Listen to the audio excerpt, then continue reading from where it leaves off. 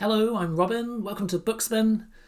So I've now finished all of Cordwainer Smith's Instrumentality of Mankind stories, and I'm moving on to the handful of stories that he wrote outside of this universe. These all feature at the end of The Rediscovery of Man. And this section starts off with War number 81Q. It's a very short one, this. It's just 3 pages long.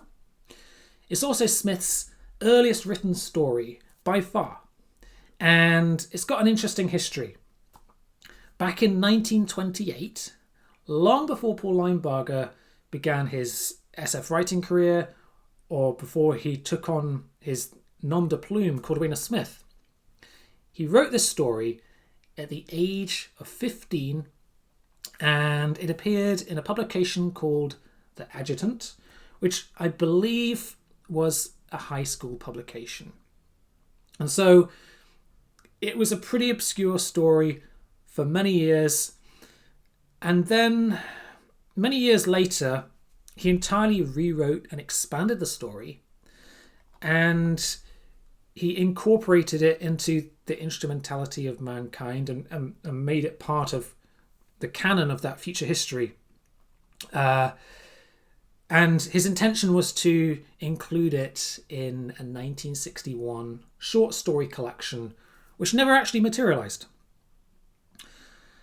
And then, in 1979, the story finally saw the light of day again, in its original form, and it was published in the posthumous short story collection, The Instrumentality of Mankind. And then in 1993, both the original story and its rewritten version were included in The Rediscovery of Man. Now, I have already read the rewritten version previously. It was one of the first stories that I reviewed by Cordwainer Smith on his channel. So let's see how the 1928 version compares. Now, this story is a short piece of futuristic military science fiction set in the year 2127 that imagines a future world in which the traditional conception of warfare has been radically transformed into a kind of spectator sport. In order to go to war, a country has to apply for a war permit from the Universal War Board, who then stipulate the terms and conditions that apply. Once approved, the fighting takes place within an arena in a part of the world that has been designated for this very purpose. And what happens is we have remote-controlled airships battling each other until one side is completely defeated, and then we have the winner. So, no human beings are actually hurt in these conflicts. The controllers operate these airships far away in their home country, far from the battlefield.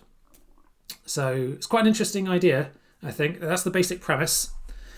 And the two nations that are fighting each other in this case, in this story, are the United American Nations and the Mongolian Alliance. Apparently the reason for this conflict is a territorial dispute over the radiant heat monopoly. Whatever that is, we never actually get any elaboration on that.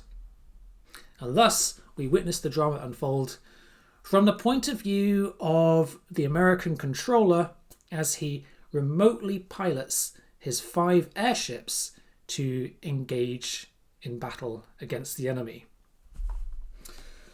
So it's an interesting premise, I think, and it feels surprisingly innovative and contemporary, I think, for a story that was written by a teenager almost 100 years ago.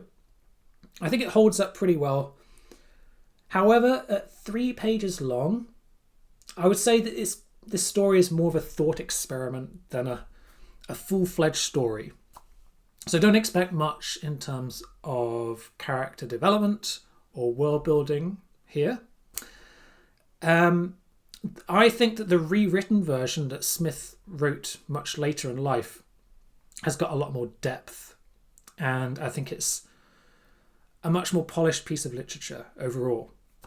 So if you've already read the rewritten version, I don't think you'll really get much out of reading the original, unless you're a Cordwainer Smith completist.